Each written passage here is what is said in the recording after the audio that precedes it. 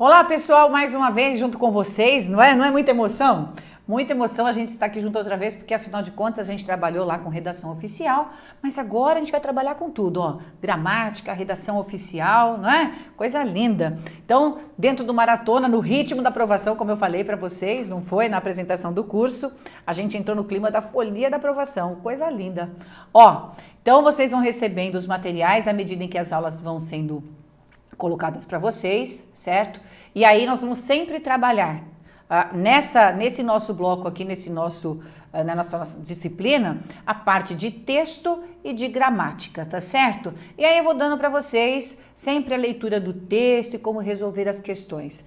Lembrando que o principal ponto, não é, de assertividade em correção de questão, ou melhor dizendo, não é, em resolução de questão, é vocês sempre lerem o contexto, terem a noção do que está acontecendo. Não é uma questão de ler o texto todo, tá? Você pegou a sua prova, você primeiro vai ler as questões para depois ler o texto. Essa é a melhor forma de fazer. Nós estamos colocando aqui tudo na prática. Esse curso maratona, ele é um curso de exercício. Não é assim, ó, vamos resolver a prova. Tá certo por causa disso, errado por causa daquilo. Não, é aula. Então, em aula vocês vão ter, eu vou revisando alguns pontos gramaticais, a gente vai explicando como resolver a prova, por isso que eu estou dando essas informações agora no início, tá? A gente sempre lê as questões primeiro, daí a gente vai ao texto confirmar, mas nunca lemos só o trechinho solicitado na questão. A gente sempre lê o período um pouco mais, caso haja dúvida, mas nunca se atenha somente àquele trecho. Observem como eu vou fazer, certo? Bom, vocês têm aí na abertura do material os meus contatos, outra vez, né? Nós aqui outra vez, e aí a gente vem logo com um texto para ser avaliado, certo? Como eu disse, na resolução da sua prova, né? Na resolução da sua prova, o ideal é que você vá para as questões direto, né? Então, vamos fazer isso? Vamos ver o que deu aqui. Desta vez eu vou fazer assim com vocês, tá? Vou resolvendo a prova junto com vocês. Então, tem lá. Acerca das ideias das estruturas linguísticas do texto, julgue os itens que vêm a seguir. Então, a gente tem lá. E tem um. Infere-se, vamos lembrar o que é infere-se. Vejam, inferir é a mesma coisa que deduzir. Então, é como se o examinador estivesse dizendo para a gente, a partir da leitura do texto, nós podemos afirmar tal coisa, certo? Mas a partir da leitura do texto. Isso significa que a gente não necessariamente vai encontrar o que ele vai dizer aqui escrito no texto, mas a gente vai ter que deduzir, certo? Vamos ver na prática como isso funciona. Veja, infere-se do conjunto das ideias do texto que a definição de relação, vejam, a definição de relação é igual ou muito semelhante à definição de ligação. Depois ele explica. Não vamos ler a explicação porque senão nós ficaremos influenciados. Como é uma inferência do conjunto das ideias do texto, aqui não vai ter jeito, nós vamos ter de ler o texto todo. Entendido como é que é para fazer? Primeiro você verifica a questão. Bom, vamos lá. O texto não era uma coisa super legal de fácil, né? Mas a professora caprichou. Gente, a gente sempre fala, quanto mais difícil o treino, não é? Mais fácil a prova, certo? Então, vamos lá, relaxa. Mesmo que você tenha achado o texto difícil, você tem que lembrar que depois, quando a prova vier, se ela vier mais fácil do que os nossos exercícios, tanto melhor para vocês. Ou pelo menos os textos, tá? Porque as questões vão sendo trabalhadas aí no nível da nossa prova. Beleza? Ó, então vamos ver. Relação é uma coisa que não pode existir, que não pode ser, sem que haja uma outra coisa para completá-la. Oh, meu Deus, né? O que será que esse homem está dizendo? Vamos simplificar para a gente. A gente não pode ir lendo o texto de uma vez só, senão nós nos perdemos na leitura. A gente lê uma coisa de cada vez, certo? Uma coisa de cada vez. Vejam, relação é uma coisa que não pode existir, que não pode ser, sem que haja uma outra coisa para completá-la. O que significa dizer que relação, vamos buscar entender, relação não existe se não houver uma outra coisa junto. Então, nós podemos dizer que relação pressupõe duas coisas que se completam, não é? Duas coisas que se completam. A relação precisa ter uma outra informação. Bom, Vamos continuar a ler agora para a gente poder ir entendendo melhor se o nosso primeiro raciocínio é correto ou não. Veja, mas essa outra coisa fica sendo essencial dela. Então, vamos montar uma outra estratégia aqui. A gente terá a relação mais uma coisa. E esta outra coisa é essencial dela. Ou seja, essencial para que exista a relação, certo? Passa a pertencer à sua definição específica. Bom, se é essencial dela, passa a fazer parte desta definição. Da definição, aliás, de relação. Ou seja, passa realmente a completar o sentido de relação. Muitas vezes ficamos com a impressão, principalmente devido aos exemplos que são dados, o que a maioria das pessoas acha, né, gente? Olha lá, muitas vezes ficamos com a impressão, ou seja, por conta dos exemplos que são dados para nós, o que a maioria pensa, de que relação seja algo que une. Então, o consenso geral, o que a maioria das pessoas pensa é que relação é uma coisa que une, que liga duas coisas. Tanto é que foi a ideia inicial que nós fizemos. Olha como a gente já mudou, certo? Nem sempre é assim. Pronto. Então, ele está dizendo que pode até ser uma ligação, mas nem sempre vai ser aquilo que une e aquilo que liga, certo? Nem sempre é assim. O conflito, por exemplo, é uma relação como a rejeição, a exclusão. Então, conflito, rejeição, exclusão são também formas de relação. Relação existe sempre que uma coisa não pode sozinha dar conta de sua existência, de seu ser. Então, ele voltou a falar isso aqui pra gente, né? Que a relação precisa de uma outra coisa, que sozinha ela não se sustenta, certo? Então, vamos ver que ele vai ter que explicar isso de novo. Vejam, o conflito, a exclusão, são relações, pois ninguém... Olha lá a explicação, ó, não falei que ele tinha que explicar? Tudo que na dissertação o autor afirma, ele tem de explicar. Então, ele pôs o pois aí justamente para explicar. Pois ninguém pode brigar sozinho. E se há exclusão, há alguém que exclui e alguém que é excluído. Então, a gente volta a entender o seguinte, na relação, para que exista uma relação, é necessário sim que hajam dois elementos, certo? Então, agora a gente está vendo, volta lá para o esqueminha que a gente fez, os dois esquemas estão corretos. Só que a gente tem que entender que esses dois elementos que fazem parte da relação não necessariamente estão unidos, ok? Então, a percepção da exclusão é, pois, uma relação dialética, não é? Que existe várias formas de ser pensado, não é? Percepção de que algumas coisas necessitam de outras para serem elas mesmas. Então, é uma relação discutível por conta disso, né? A percepção da exclusão é uma relação discutível, dialética, porque é a percepção de que algumas coisas necessitam de outras para que elas existam, para que sejam elas mesmas. Ou seja, a relação, né, para que exista uma relação, é necessário que haja duas coisas, uma completando a outra. Mas uma completar a outra não necessariamente é uma ligada à outra, como é o caso do conflito, da exclusão, etc. Tudo bem? Então, ele fez um texto para explicar o que é relação, o sentido de relação. Relação pressupõe dois elementos, mas não necessariamente que estejam unidos. Resumindo, o texto é isso. Beleza? Vocês viram que eu fui trabalhando com a evolução do texto, parando para pensar um pouquinho de cada vez, porque se a gente lê o texto de uma vez, ele fica muito difícil. Todo e qualquer texto, viu? Não é esse. Todo e qualquer texto. Então, vejamos lá o que vem agora no restante. Vejam. Aliás, no restante não. Vamos ver se até aqui ficou certo. Então, a gente pode inferir do conjunto das ideias do texto que a definição de relação é igual ou muito semelhante à definição de ligação. Não, isso aqui está errado. Porque ele falou justamente que nem sempre é aquele que une ou que liga. Então, não posso pensar que liga. Até porque ele passou o texto falando, olha, vou até marcar aqui, que também pode ser um conflito, uma rejeição, uma exclusão. Reitera aqui, certo? Olha lá.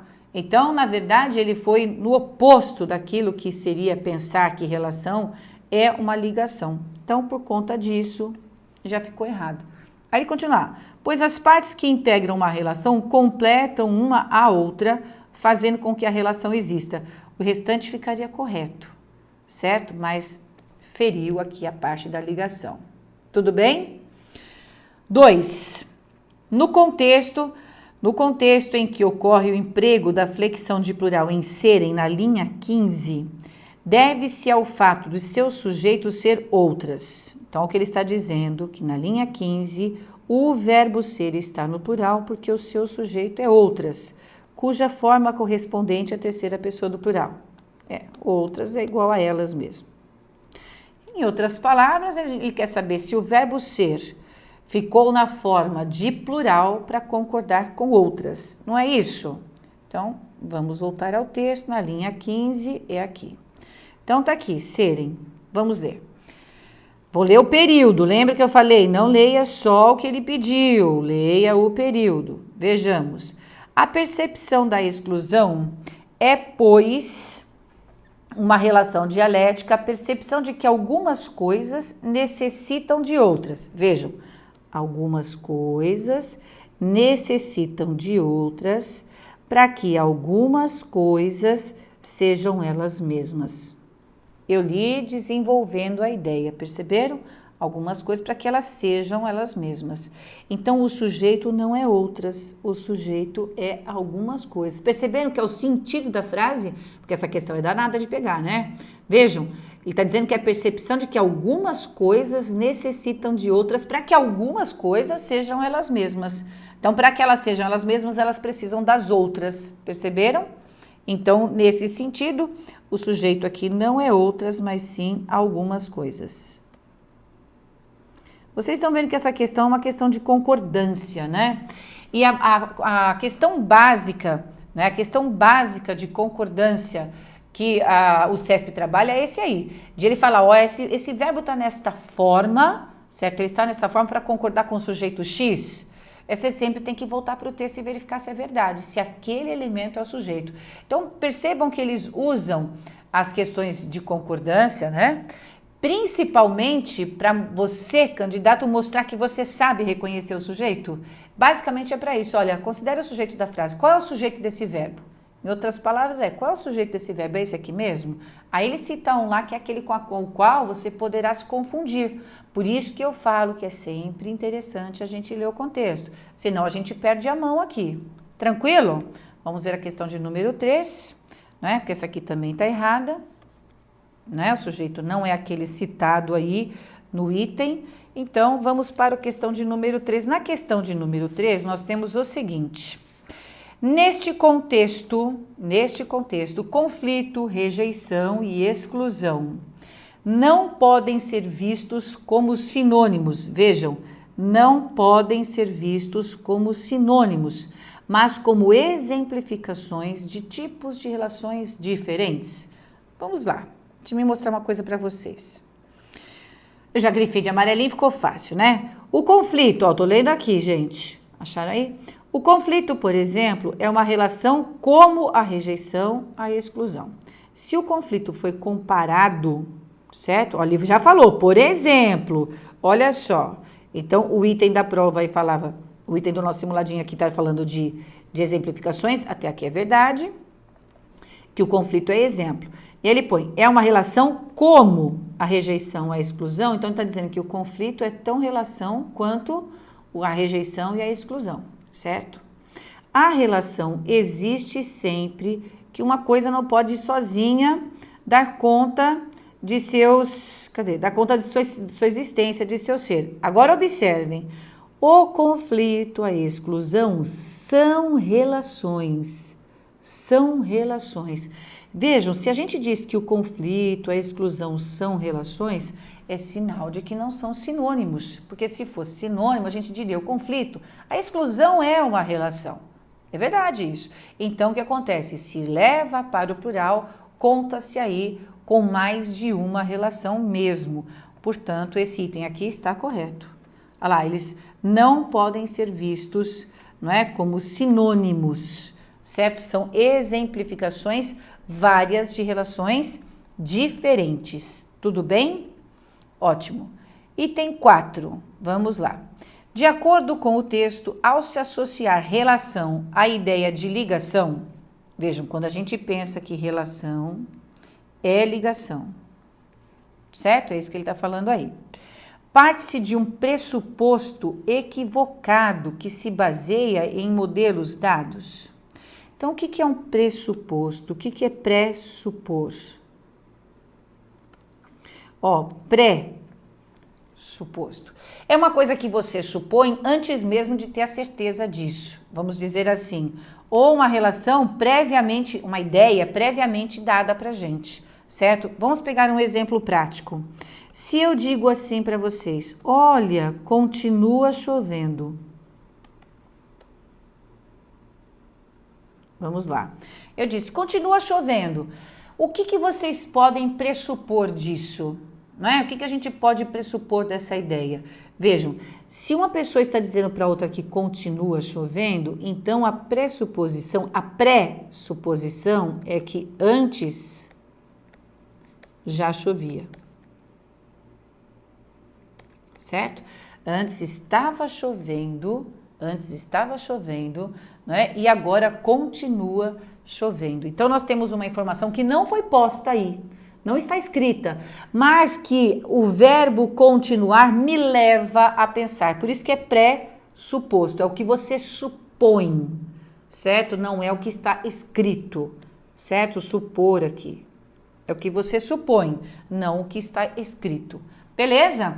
É como uma ideia de inferência também, não é uma coisa que esteja escrita. Então, veja bem, esse texto nos leva a entender que a relação associada à ideia de ligação nos faz parte de um pressuposto equivocado que se baseia em modelos dados. Vamos entender lá. Ele está dizendo aqui no texto o seguinte, aqui ó, muitas vezes, acharam aí na linha 5? Muitas vezes ficamos com a impressão, principalmente devido aos exemplos que são dados, de que relação seja algo que une, que liga.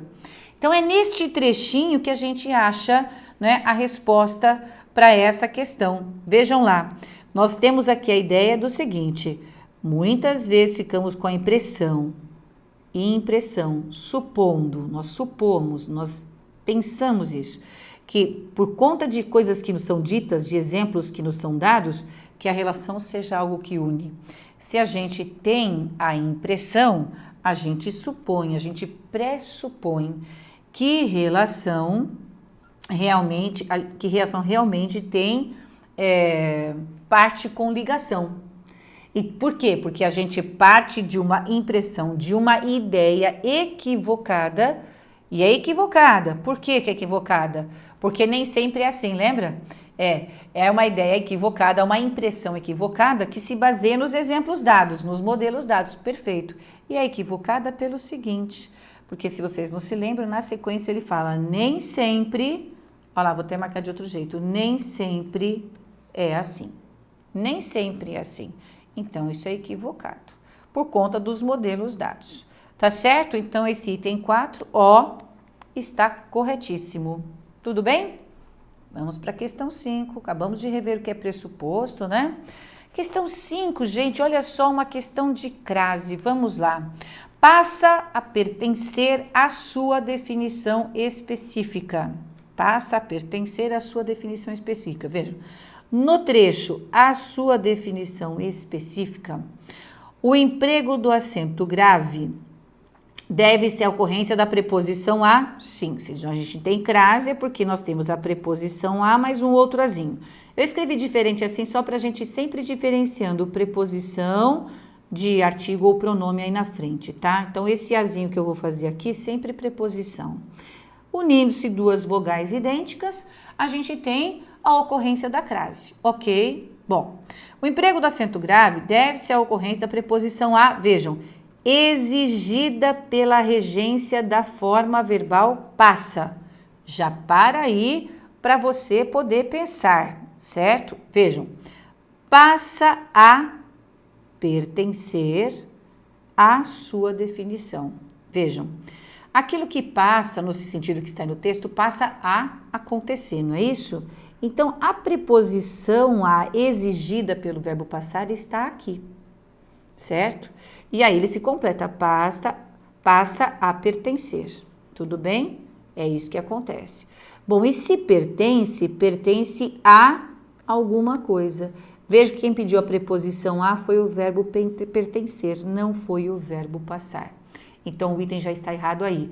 Vocês estão vendo que eu já abri essa nossa primeira aula dizendo que a gente nunca pode se ater apenas ao trecho solicitado.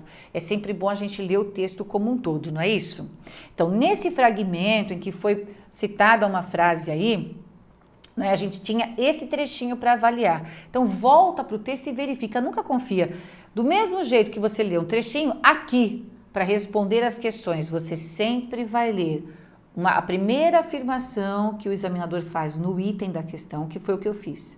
Primeira informação que ele deu, que a ocorrência da crase aconteceu porque existe a preposição exigida pela regência do verbo passar. Primeira coisa que eu fiz, ele já não afirmou? Vai para o texto e verifica se isso é verdade.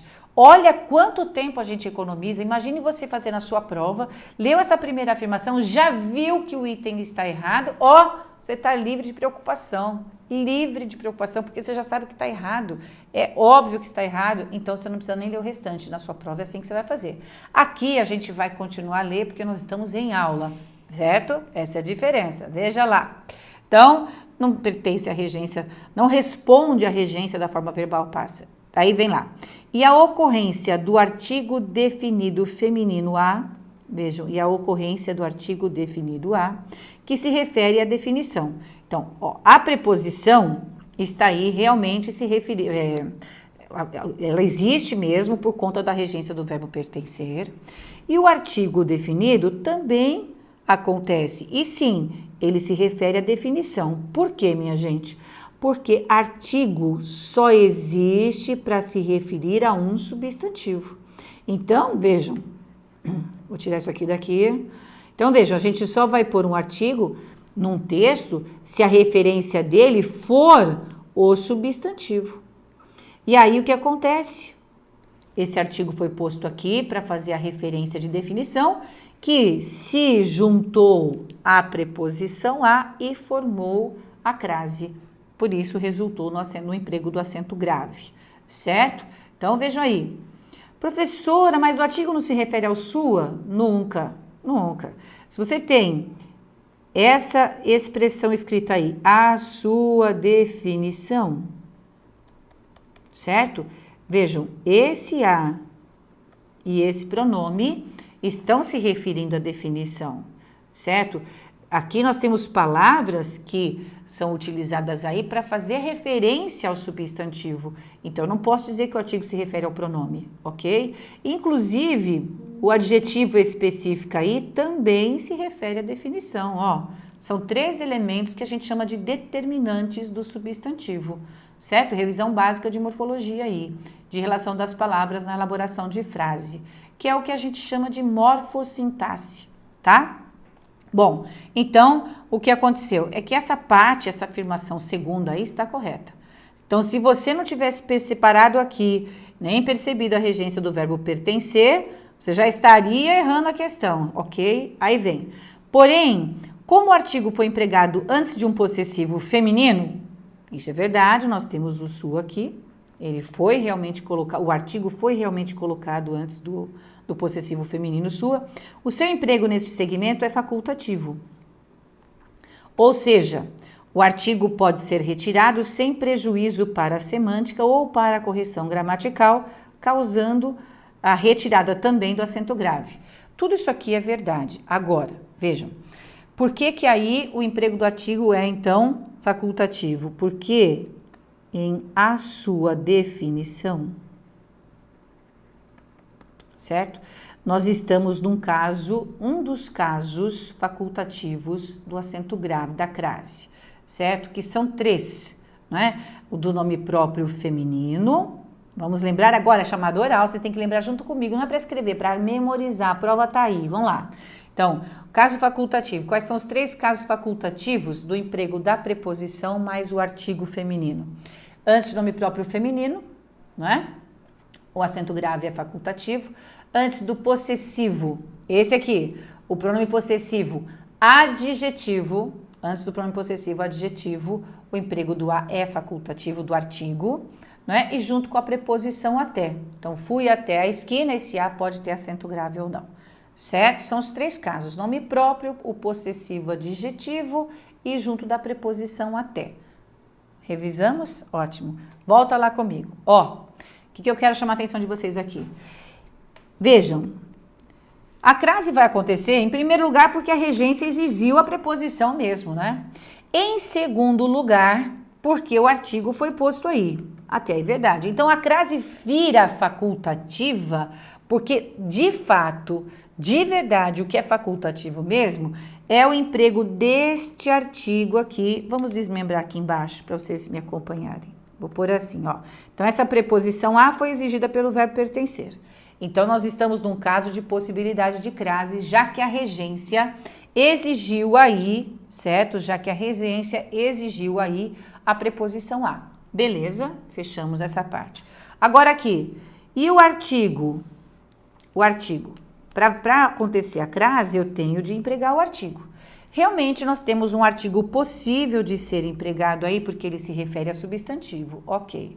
Como neste caso, nós ainda temos este possessivo, o pronome possessivo feminino, lógico, né? Porque não dá para você pôr um artigo a com o possessivo masculino, não é esse o caso. O caso facultativo é com o possessivo feminino, ok?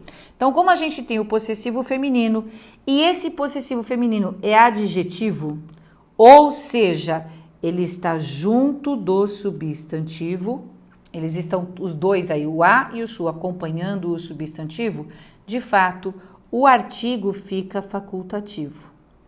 E, por consequência, a crase também. Porque se eu ponho o artigo, a gente, então, usa o acento grave.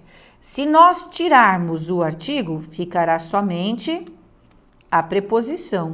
E aí, o acento grave vai sair, certo? Tirei o artigo, ficou só a preposição. Agora, por que eu estou enfatizando a ideia de o possessivo feminino ser um possessivo feminino adjetivo? Por quê? Pelo seguinte, ó, deixa eu me abreviar aqui para vocês, né?